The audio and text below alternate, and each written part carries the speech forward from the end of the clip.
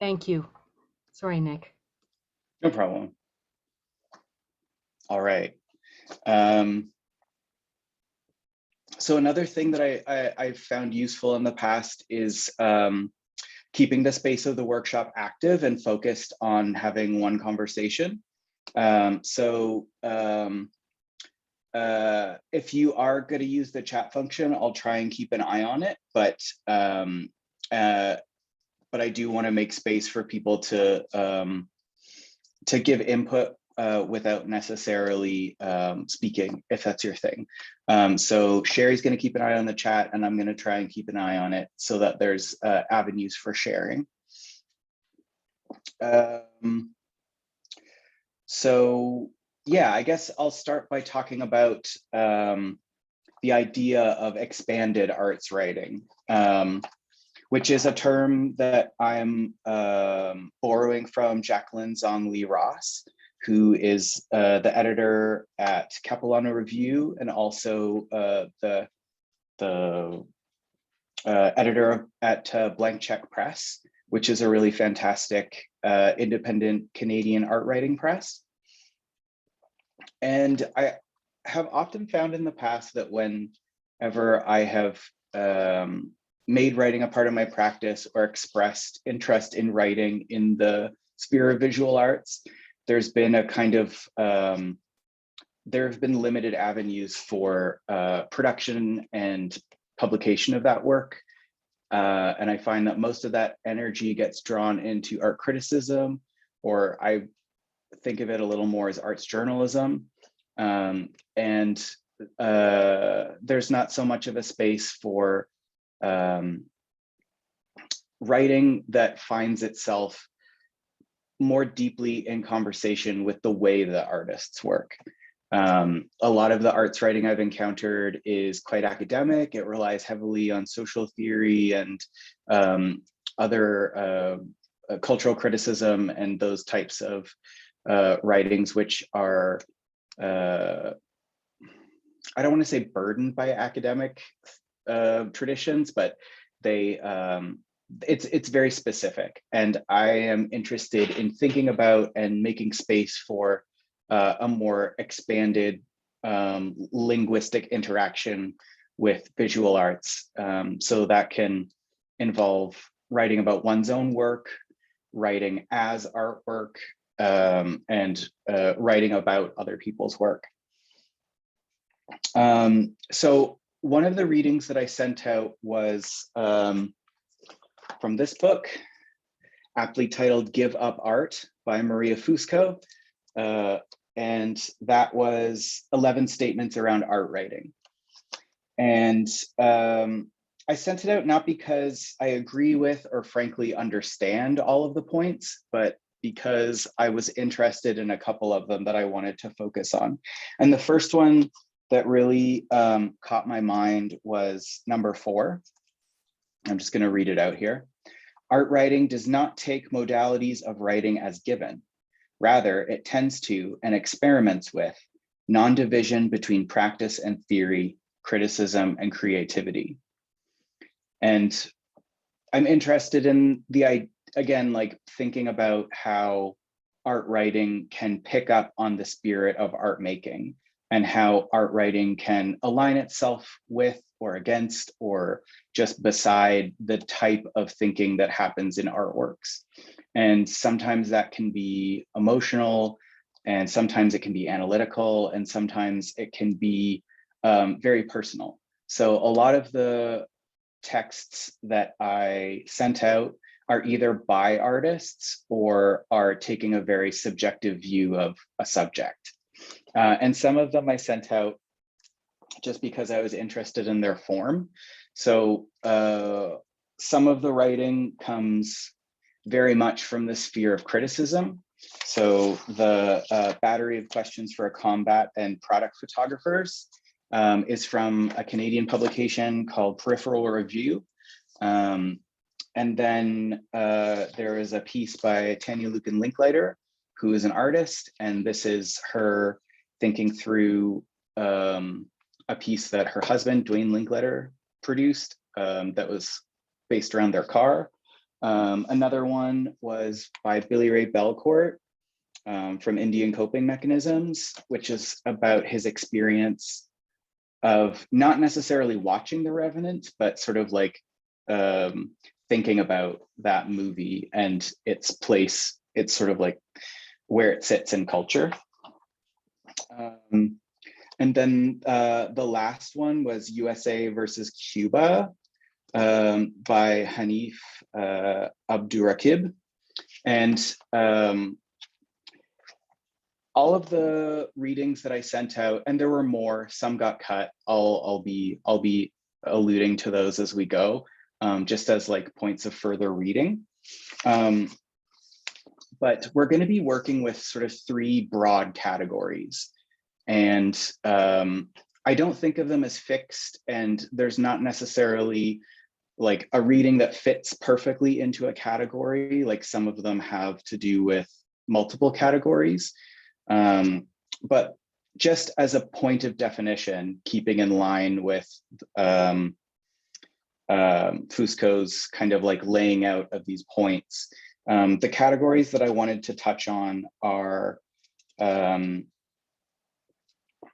lists, narrative, and ekphrasis. So I'm going to kind of like go through them and talk about each one of those categories and how I think it fits into this idea of expanded art writing.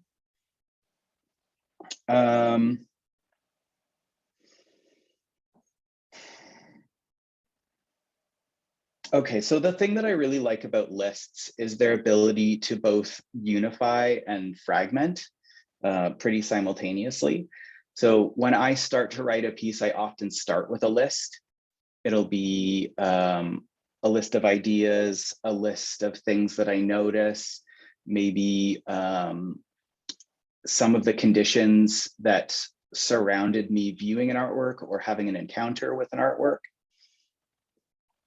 And I rearrange it, I add to it, I cut things out. I think about the density and flow of the ideas. I think a lot about what comes before something else, thinking in a very like linear way. And sometimes these become sentences, and sometimes they become paragraphs or essays, but some, like more and more recently, I'm finding that they stay as lists. And whether they're sort of like listed from top to bottom or like a bunch of things kind of shoved into a paragraph, I think that this way of like enumerating and building ideas has been very fruitful for my writing practice. And when I think about the structure of poetry and the line breaks, there's something like just aesthetically inherently list-like about them. And it also is a way of thinking about categories and which ideas get beside another one, which ideas stand in front of another, which ones recede. And I wanted to open up maybe a little bit of discussion about how the idea of a list can be understood across the readings that I sent out, from, you know, the very obvious, like Maria Fusco's list to maybe more oblique ideas about listing. Like, I'll just start by talking about the piece USA versus Cuba. This strategy of like linking together disparate ideas with the ampersand is really interesting to me, and thinking about like a formal strategy to connect together different ideas. And it just ends up, it sort of like leads itself to being this one long, like breathless passage of and waiting, moving, going to a place, getting there on time, sitting in the car. And though I don't like the subject of this, I don't know what a subject is, but like the way this piece is written isn't necessarily about art, but it's one of the pieces that I threw in because it was just a really interesting structure to work within. So does anyone have any thoughts about lists that they wanted to share or observations about some of the readings? If not, that's okay, but I like to leave space. I do, but I don't want to go first.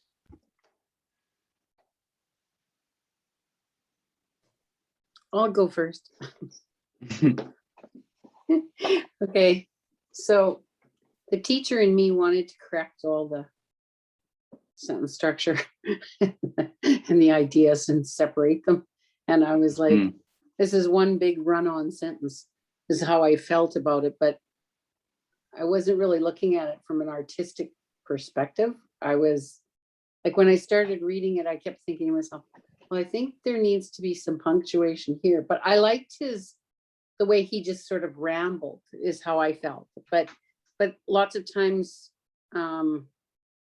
there are situations where you feel like you're just rambling, right? But your ideas are just all coming together. And then after, what you do is you sort them, like you said. So sometimes one point might be a little bit more important than the other, so you'll move it into a different spot. But I thought it was interesting because in some ways too, I felt like I was in his head, the thinking that was going on in his head. So that's all I'll say. I mean, from a teacher's perspective, though, I had a little bit of trouble with the construct of it. So Yeah, there's something about like a sort of untamed language in that piece that feels like, and this idea of like listing and particularly fragmentation, which is something that is so important to my practice, is like, I find it so interesting how much structure is placed on language. And if you've ever, like, I've also done a lot of like transcribing, and the way that people speak is in giant run-on sentences. And I think that it's really interesting when someone kind of brings that into the writing space. But I know what you mean. It is kind of like it's a little anxiety inducing. There's no pause. I really liked the list of the questions. I found it was very freeing because the person just went on and didn't have to worry about the answers. And it was just sharing their way of querying what could be going on. And I found it was really a fresh way to look at art. Yeah. Elian, did you want to hop in? Yeah. No, I just wanted to kind of echo with Juanita's point of kind of going into the text with kind of the one way of reading as you're used to, and then the text kind of flipping it for you and challenging you as a reader, and kind of just making this critique in itself about many things at once. So I guess I just appreciated that a lot, kind of just that flip that happens in you as a reader. Mm-hmm. I don't have it with me because I lent it out, but I will plug Tanya Lucan-Linklater's book of poetry called Slow Scrape. It really it completely shreds language in a way that I found really fascinating. Risa, did you have something? Yeah, I love lists. And I had listed the common themes that I identified across the text that you shared in the minutes before we got together. And then as we were beginning, I compiled a list of things that I might engage in my writing with us tonight before you got into it. The Wolastoqiyik, I'm not exactly sure I'm pronouncing his name right, but the strategy of the narrative without punctuation and the ampersand, as others have said, it got me right into his thinking process, and the way we sometimes can ruminate ourselves into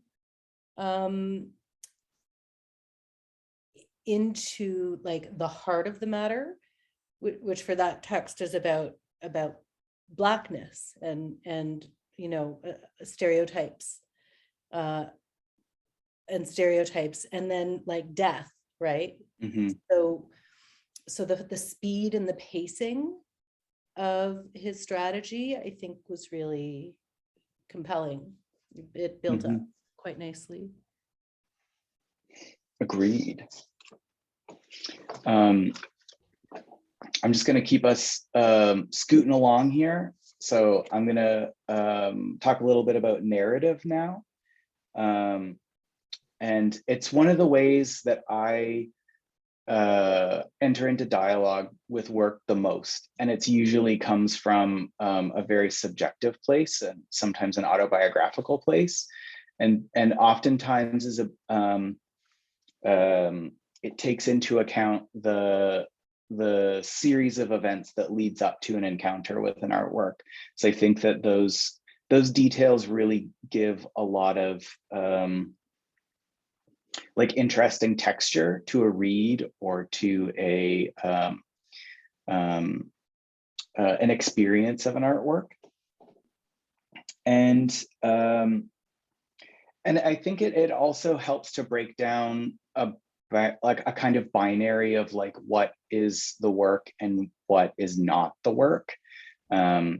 Sort of placing a reader into a sort of like dramatized or narrativized encounter with an artwork is a really good way of thinking about the way that that artworks happen in the flow of life, and that they're not sort of like at least not for me, like these sort of like abstract signifiers that sit in like a different and divine realm. I think that like what you had to eat that day, or like the colors at the cafeteria, like all of these things can add a richness to an encounter with work. And I'm also really interested in people who use fictional narratives to enter into works. And I didn't send it because it was really long and I couldn't get a PDF of it, but there's a piece in this book, which is called Art Criticism and Other Short Stories, which is an anthology of fan fiction about art, published by Blank Check Press. And one of the pieces in here is a fictionalized encounter with a Louise Nevinson artwork. And the writer takes on the persona of a small child encountering this artwork. And then she literally enters into dialogue with it. And the writer used text from interviews with Louise Nevinson to kind of like have the work speak back. And I know that there's a kind of like a sometimes uncomfortable conflation between the artist and the artwork and what they say about the work and the work. But I think it's an interesting strategy and an interesting way to enter into dialogue with artworks.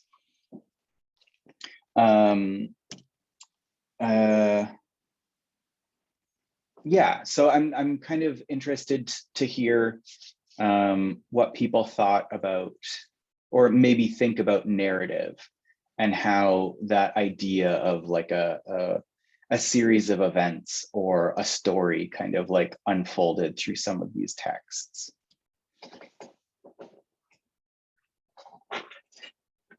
And I guess I'll start with the Tanya Lucan Linklater piece of writing. I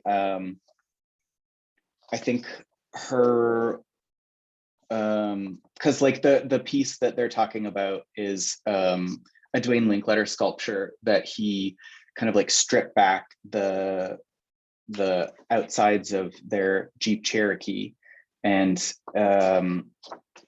presented it as almost like the skeleton of this this vehicle.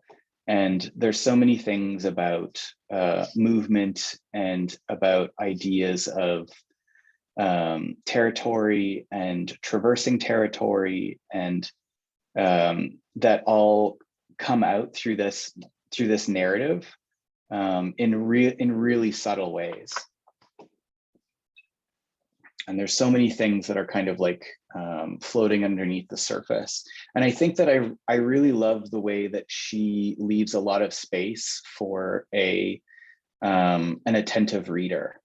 Not everything is spelled out in that piece, but there's so much context that should be understood about where that work is coming from. And I think that it only, like I've read it like 3 or 4 times now, and even though it's very brief, I still kind of like get drawn into different kind of like crevices within the narrative.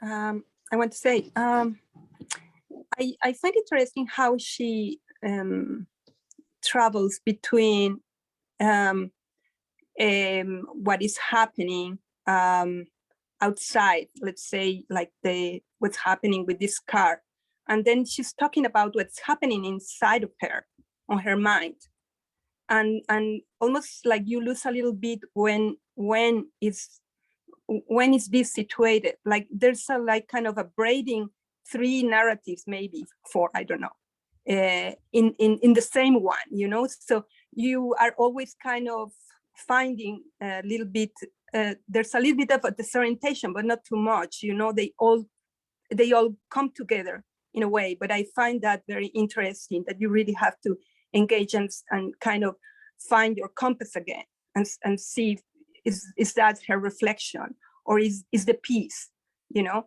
or is the something just what's happening out there, you know?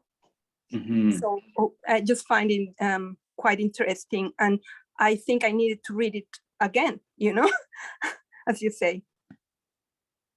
Yeah, it's kind of like, it's very like I find that most of her writing is kind of like it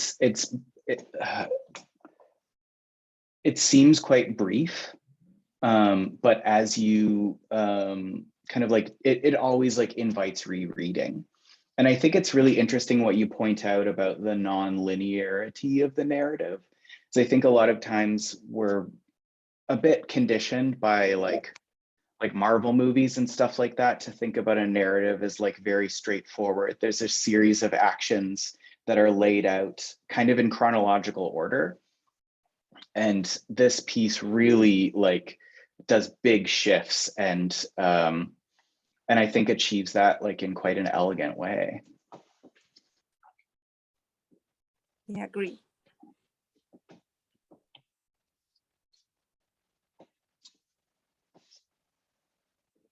Yeah. Okay, so I guess I'll move on to ekphrasis, which is like a silly big word that just means describing something. And it comes from poetry. It's a poetic convention about describing works of art. And it's often the only record that is left of artworks.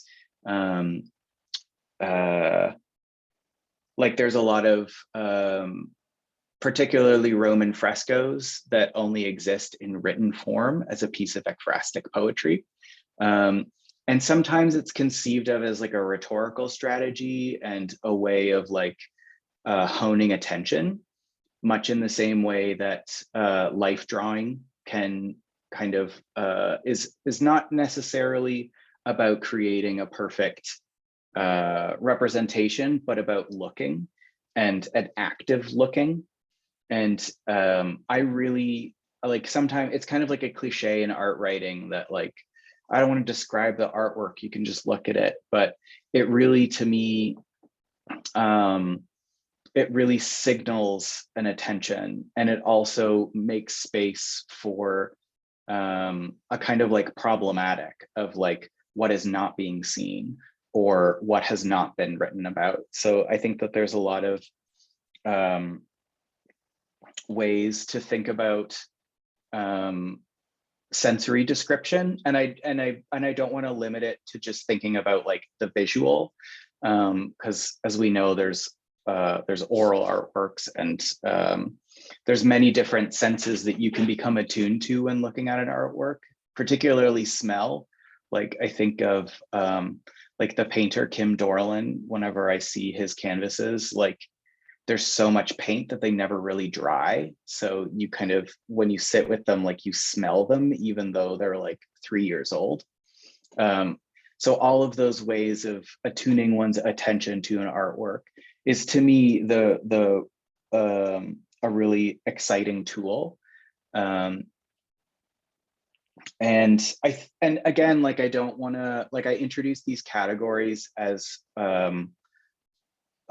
starting points, and I think that like this idea of ekphrasis or description is something that you'll come across as a component of most art writing. And I think all of these strategies, like they're kind of like intermingled and like woven across the texts. They can similarly be intermingled and woven across a piece of writing, whether it's about your own work or someone else's work or an imaginary artwork. So I'll again leave space for any thoughts on description in the texts.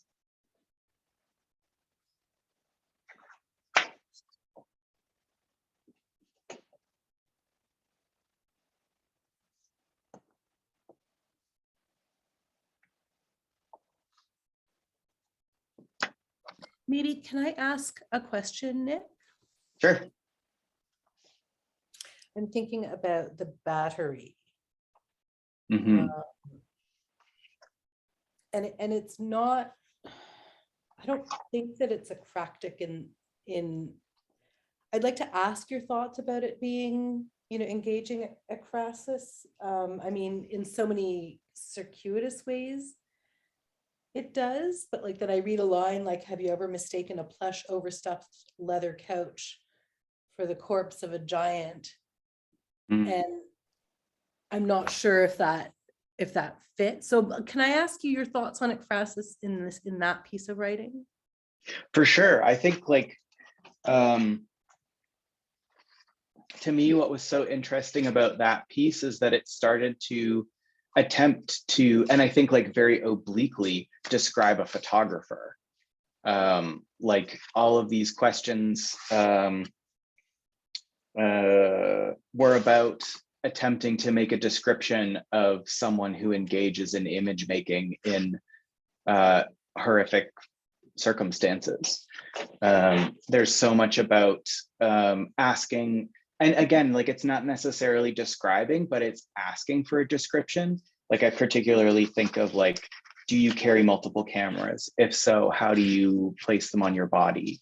And it's sort of like almost like an inversion of a description. In my mind, it's asking for a description, and in enumerating all of these questions, it's kind of creating like a reverse image.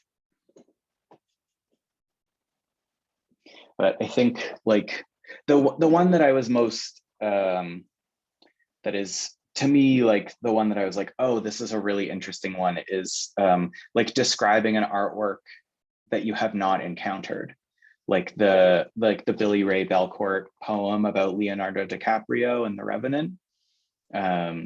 Thinking about how you experience something through culture, and describing your encounter with that idea. So again, like it's very oblique. There's lots of, another resource, which again, I didn't put in, is Umberto Eco's The Infinity of Lists, which contains a lot of ekphrastic writing and descriptions of artworks. It is woefully and shamefully devoid of many female artists and artists of color, but it is a giant tome of lists and of descriptions and thinking about the way that artworks themselves can be lists and descriptions of certain things. I didn't put, oh, I found a good one today, but I didn't put the place marker in. Sorry.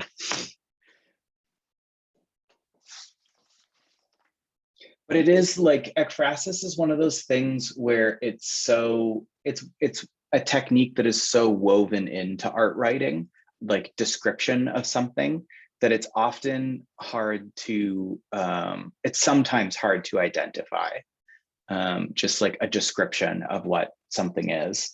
Oh, another one that I wanted to include, but the poem was too long, was this book, Look, by Solmaz Sharif, which is about, again, a lot about conflict and about the American invasion and occupation of Iraq, and thinking about what it means to look and to see. And there's a lot of ekphrastic description of drone footage in it. And again, this kind of similarly to the battery of questions for a combat photographer, combat and product photographers, it kind of attempts to create a portrait in reverse of a photographer or of someone who is viewing this, this footage.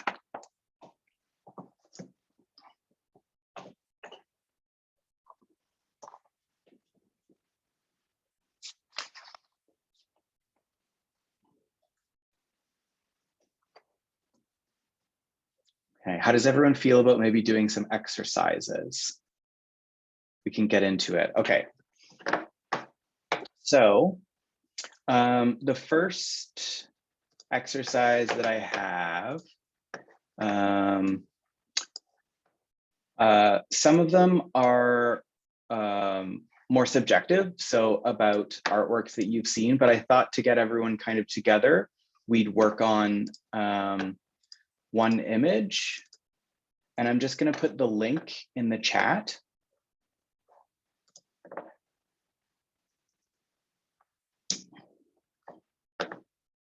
There we go. So, so this is Creeping Out by Eve Tanguy. And this first exercise, I'm going to share my screen so that everyone can see the prompt.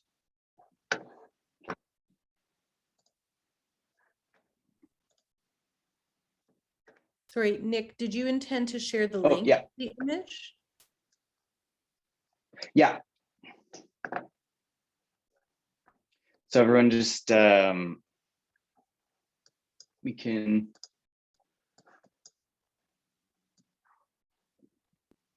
I'll give everyone a minute to pull up that image. We don't have the link yet. Oh, is it not? Sorry, I put it in the Zoom chat.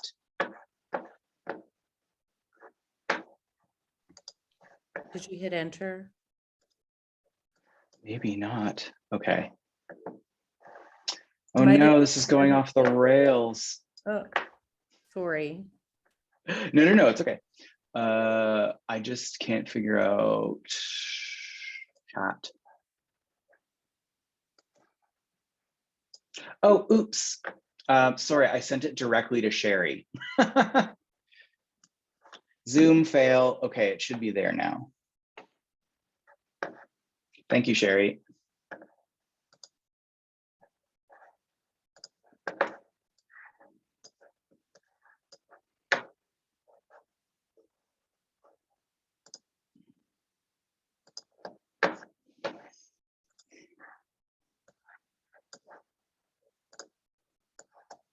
Okay, so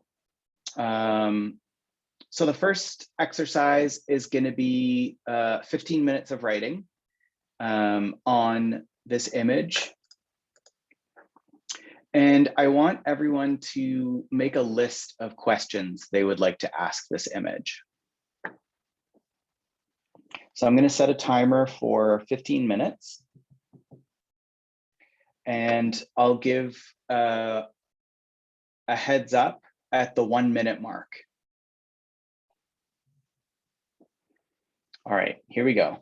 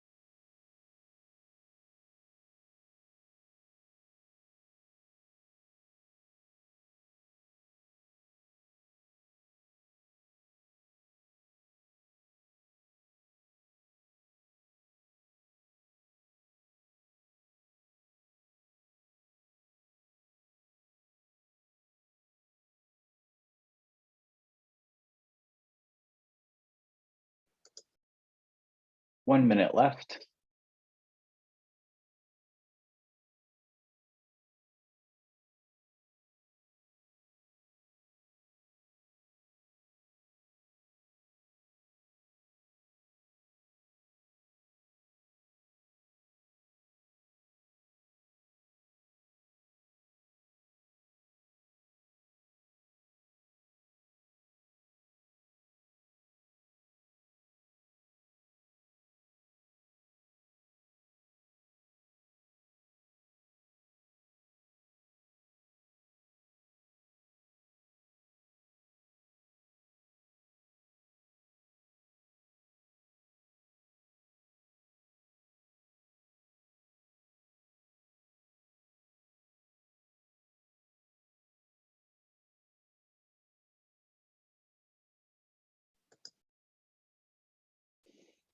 Okay, that's 15 minutes.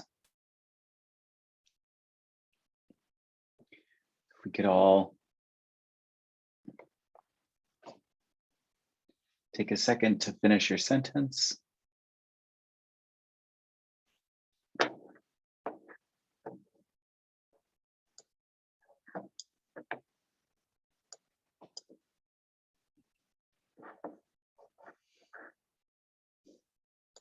All right.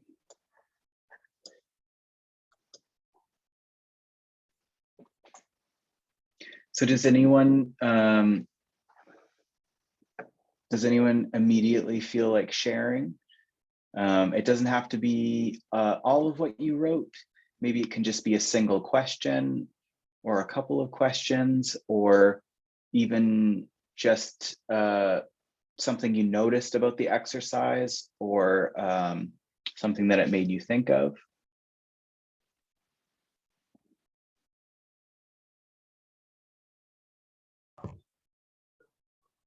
I have something that I noticed about the exercise. Oh yeah, thanks, Sandra.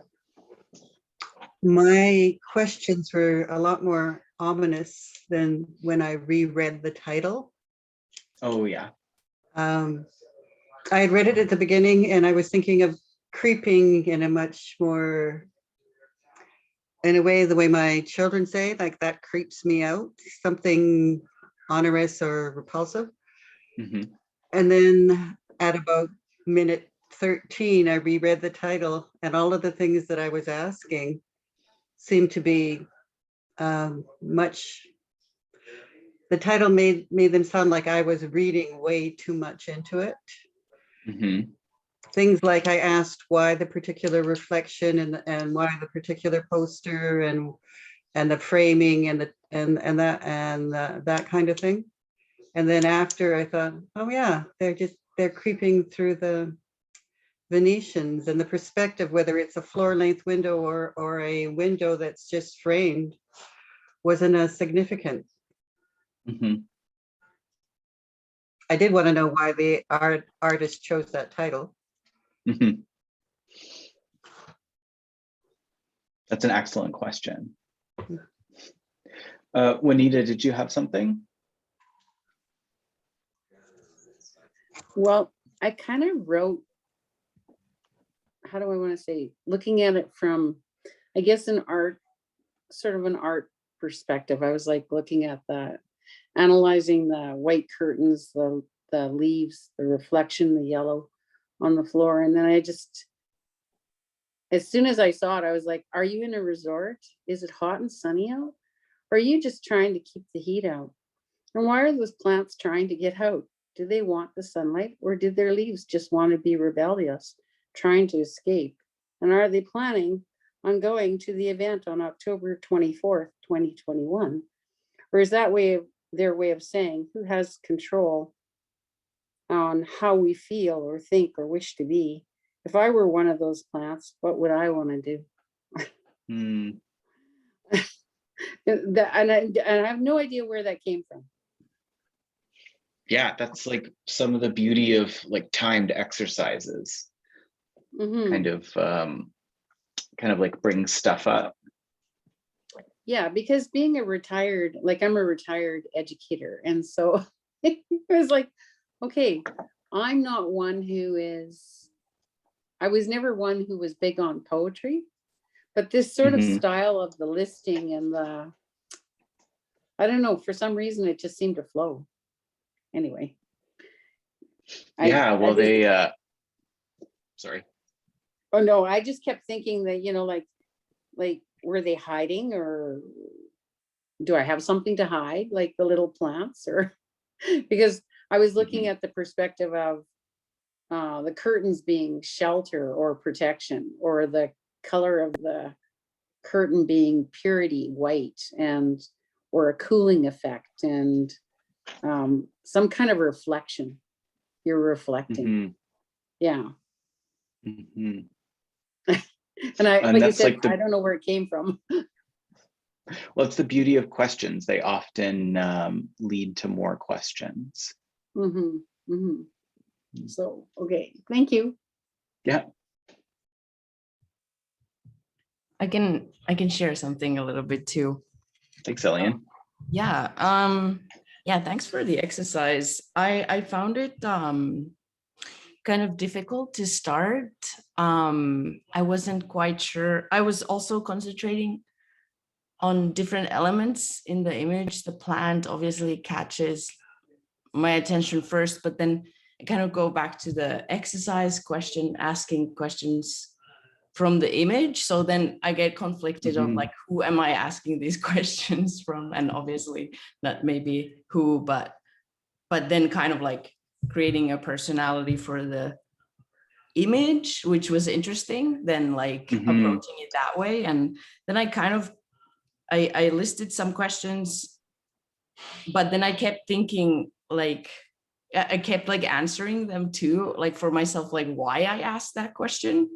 So then it kept kind of, I don't know if it's a little bit narcissistic, but it kept coming back to me somehow. So then I kind of end up just thinking about my own positioning and why I asked these specific questions, which was quite interesting as an exercise. Yeah. Yeah. Well, I just want to say that there's nothing inherently narcissistic about self-reflection. Did you want to share maybe a question? If not, that's fine. Me? Yeah. Yeah. Well, first I asked the question, would it mind if I zoomed into it a little bit more? And then I answer why, to find more details, because I felt the need to see the text. And you're doing consent check. Look at that. And so that's the starting point. And then there's questions about the details in the image, and I kind of kept answering also why I wanted to know about them. And then I kind of end up questioning if this image is a self-portrait. That's kind of my final question. Interesting. Yeah, Risa, did you have something? Sure. I I loved hearing how Anita created her own stories like immediately in your description, and the sort of self-analysis that you just described, Elian. I found myself also battling between, what am I asking? Who am I asking these questions of? And I started with asking questions about the content of the image, like whose storefront is this? Who chose those terrible blinds? What does the rest of the poster say? Wouldn't it be nice to let the plant, like open the blinds and let the plants have full sun instead of having to reach? I wanted to know what was reflected in the window and who waters the plant. And I asked about whether the title was a play on words. And then I got to a point of fictionalization and asked, am I the only one who sees a swamp creature trying to break through? And wouldn't it be funny or sad if the creature pushed through the blinds only to be rebuffed by the plate glass? And then only at the end did I start asking questions about the image as an artwork. Like, why is this image on Shopify? Gross. And is it a digital image? Is it output from film? The texture of the Venetian blinds made me think it was a thumbprint on film. So I started to ask questions about the medium, and then I wanted to know if it was a part of a larger body of work. So I sort of went through various sort of stages of the content, the object, its context, I guess. Yeah, it's the reason it's on Shopify is because it came from the Salon 44, which was the G44 fundraiser. And I've been thinking about the image I just couldn't get it out of my head. Like there's something, yeah, like creeping out, thinking about like a boundary being broached. And yeah, I was curious to hear what other people thought about it, because it's also like it's quite a vernacular image. Like it's what I would think of as sort of like casual, but also like very formally striking, of these kind of like isolated tendrils. So yeah, sorry, that's just why it was on Shopify. Yeah. And finally, I was surprised that I used the entire 15 minutes. Yeah. Anyone else feel like sharing? Yeah. Oh, let's go, Gabriella and then Rania. Okay. Thanks. So I also went through stages, and well, some of the questions are this: are these plants real? What time of the day it was? Is it about desolation? What was happening October 4, 2021? Is it documenting? Is it a clinic? Are these flashy colors a fail announcement? I have to understand my own writing. How many questions can you write in 15 minutes? Are these vertical lines related to the long edges of the pencil between my fingers? What is a bit of life? What does a bit of life mean in a constricted space? How do you explain it? Where there's nowhere, or where there's nothing else to see, where do you look at? Are those closed blinds the beginning of a different space to look into? Those are all really good. Okay. Yeah, I love the like a lot of those questions kind of make a really tantalizing leap. Like when you're talking about the vertical line of the blinds matching the line of the pencil, that I really like that that like poetic inference about writing. Yeah, I think that was because of 15 minutes. yeah, it is. It's like, it's a bit martial, which like usually isn't my style, but I think it's useful for the moment. Yeah, it was great. Thanks. Rania, did you want to share?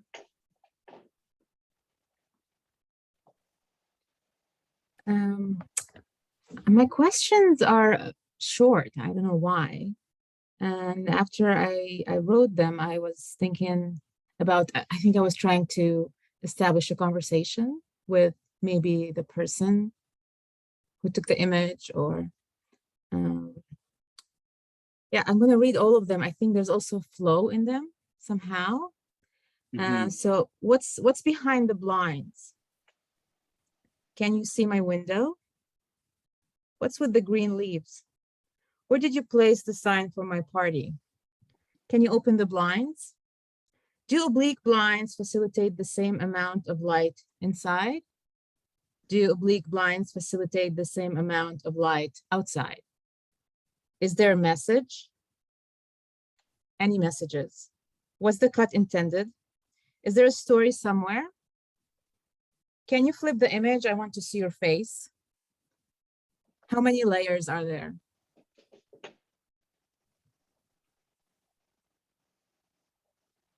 How many? Oh, yeah. how many layers are there is such a, it's a question I want to ask all the time. Yeah, I like the way you incorporated this sort of like line of questioning. It didn't become about like single questions, but about like a mode of thinking. Yeah, it was great. Okay, I think we're gonna, oh, this is something I always forget. Why don't we take a 10-minute break? So anyone has to get a glass of water or do anything, we will come back here at 7:55. All right, see you soon.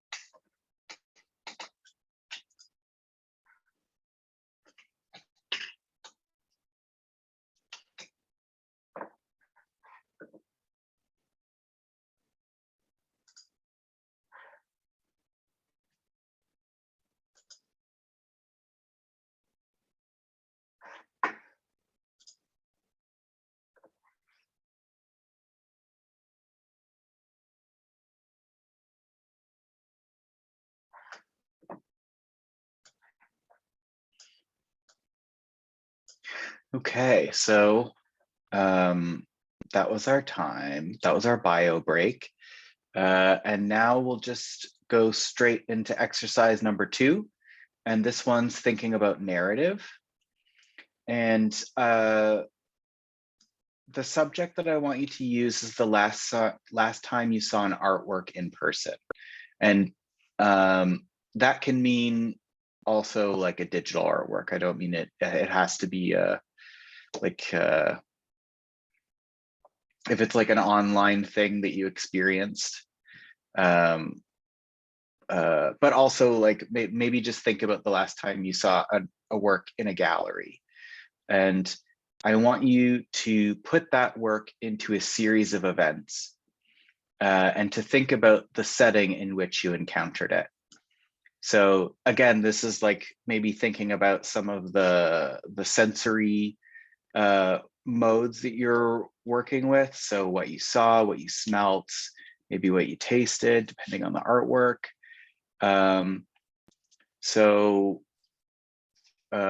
Yeah, we're gonna have another 15 minutes of writing. And we'll start now.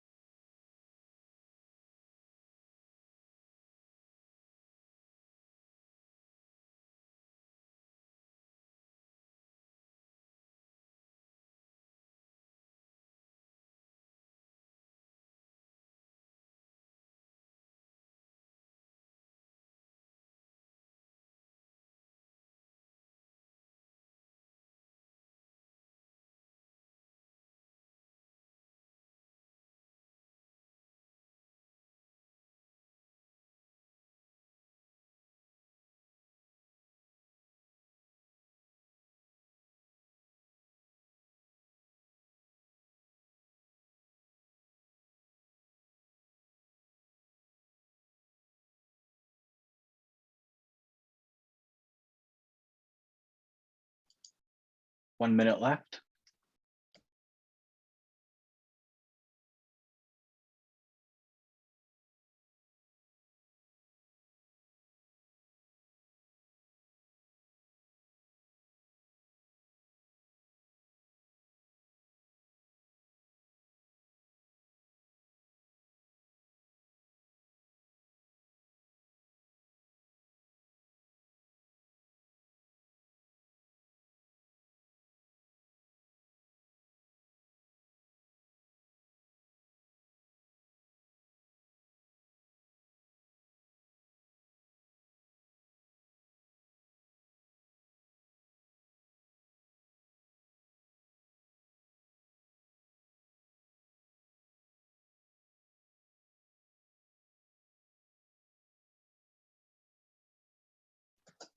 All right, that's 15 minutes.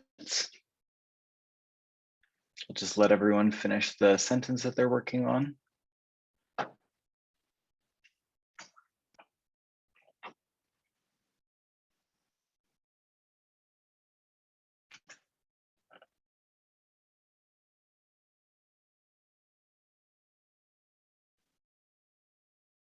So does anyone feel like sharing or talking about their experience of the exercise?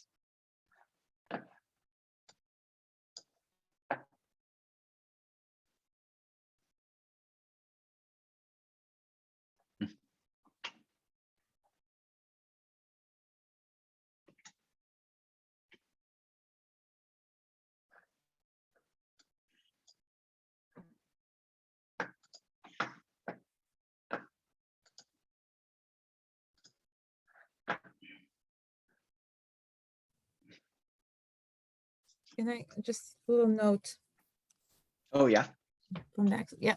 It was a little bit of a challenge of like, you know, remembering the actual piece, the art piece. So kind of reminding myself of the piece the whole time. Because the first exercise, like we had the artwork in front of us, right? So Yeah. so that took some took some work. It's kind of rediscovering the artwork every single time you go again and you look at it and then you write. So it was like interesting process of kind of leaving the page, looking at it and going back again, finding out new detail maybe or something to write about.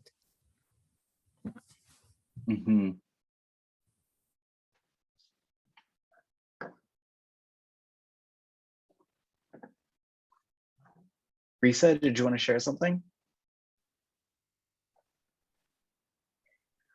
I feel like I left it with this one because the piece that I last saw that I selected, I saw at the place where 25 years ago I began to become an artist.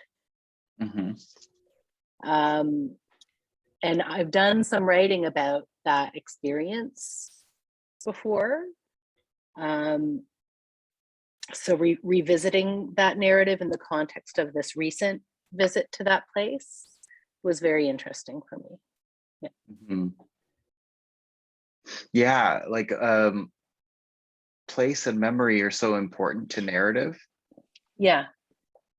Yeah. So And you're, yeah. oh, sorry.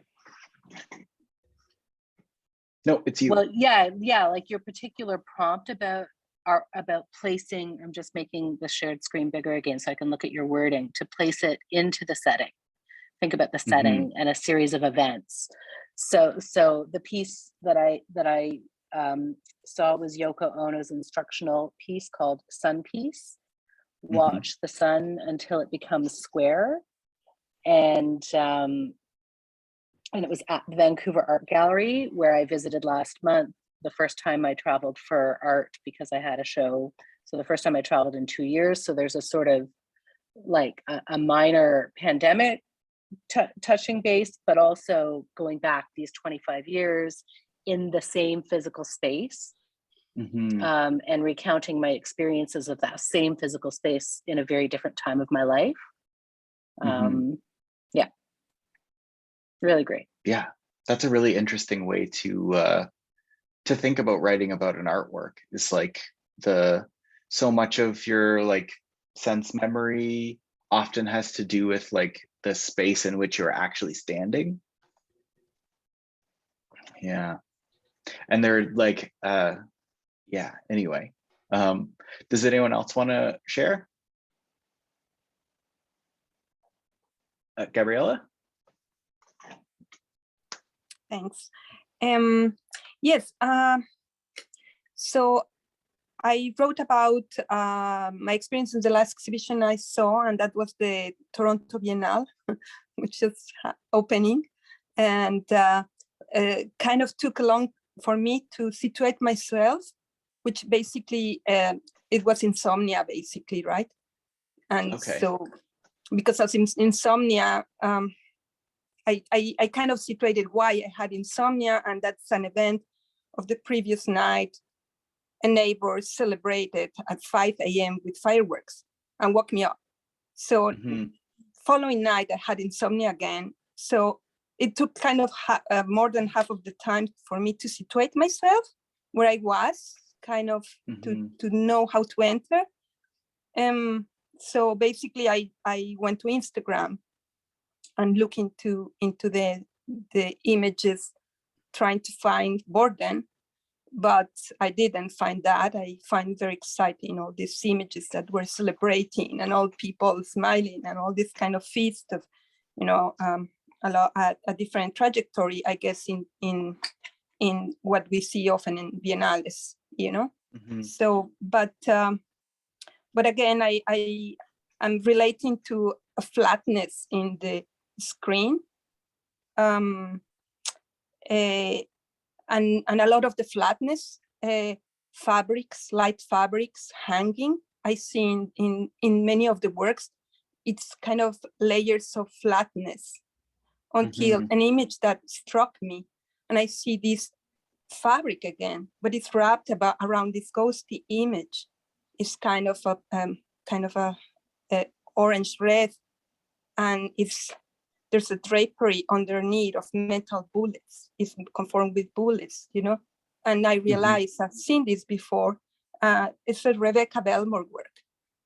And it just kind of moves me so much and takes me back to some works I've seen before, where she works a lot with the body or the absence of the bodies, and moved me so deeply, So that's pretty much my narration. Yeah, and there's like all of that movement of like kind of like artworks within images within phone. Like there's all this kind of like nesting in that recollection, which is really interesting.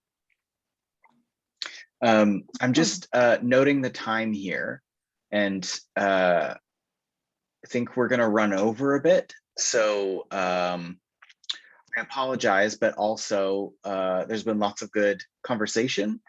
So that's always good. And I think that we're just going to move on to the last exercise. But before we do that, I just wanted to thank Neutral Ground and Sherry and Jara for the opportunity to do the workshop and also for facilitating the performance. So yeah, thanks so much. And we're just gonna move right into the last exercise, which is another image, which I will put in the chat. And again, I know we're running over, so feel free to take your leave when you would like, but also I'll be here as soon as we are done, or until we're done. And yeah, so this last one, the subject I put in the chat is a piece called Refresh by Aaron Jones. And I want you to describe what you see in the work, but don't shy away from personal associations or narratives, but try to always come back to what you can see in the image. So again, this is an exercise about kind of like close looking, but also allowing yourself to like move between the ideas of the objective and the subjective. Not a binary I particularly subscribe to, but we'll go with it for the moment. Okay, so I'm going to start timer for 15 minutes.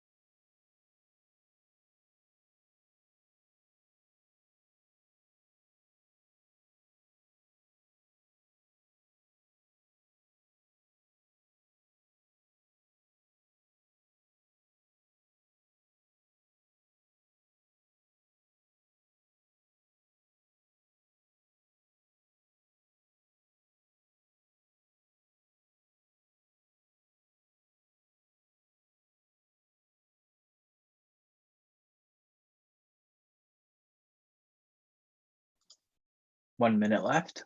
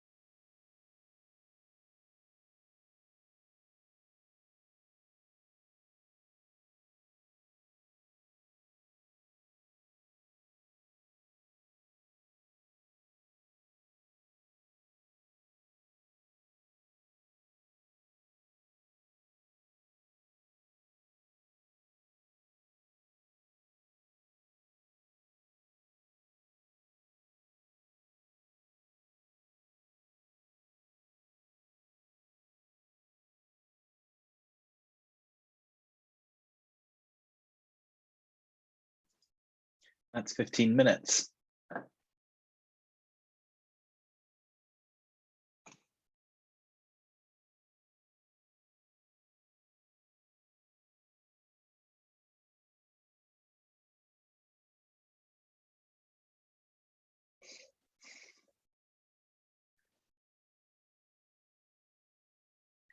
All right. Does anyone want to share that we haven't heard from yet? Maybe Sherry? If not, that's okay. No, that's okay. Okay. I started with like describing the outside, and then I went to the arm and just kind of, I only got from the arm to the black shapes to like, what I was just describing the like little, I felt like a cruise ship in the upper right. It got, reminded me of a cruise ship with a rainbow underneath it. So I only kind of got that far, the upper half. But I really enjoyed description. I think it's really great. So I was really into it. Okay, nice. Anyone else?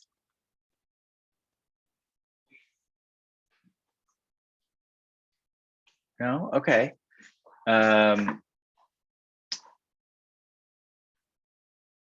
Well, I guess that's the workshop. Thank you everyone for coming. I hope there was something to latch onto, something to take away. And yeah, thanks for being here. Yes, I also want to reiterate very much thank you from Neutral Ground to Nic for leading this very lovely workshop, and also to everyone for taking time out of your schedules to attend the workshop. I want to remind everyone that Nic's work from his performance is still in the gallery until this Saturday. We're open 11 to 6 tomorrow and also 12 to 4 on Saturday. And as well, we have exhibition in the window gallery from another Regina artist, Jay Kovach, which is really worth some time to come walk by and see what's there. As well, we have a new exhibition starting on April 9th. Christina Hajar from Winnipeg will be doing a single person show here in the main gallery, and that's going to be a very elaborate exhibition. So very much encourage everyone to come by in the next while to see what's here, and also in April to see what's coming. And again, thank you so much for spending time with Neutral Ground and other aspiring writers and emerging writers and developed writers. It was very wonderful to hear all of you sharing your thoughts tonight. All right. Thanks so much, everyone. Have a good night. Thank you. Good night. Thank you so much. Thanks.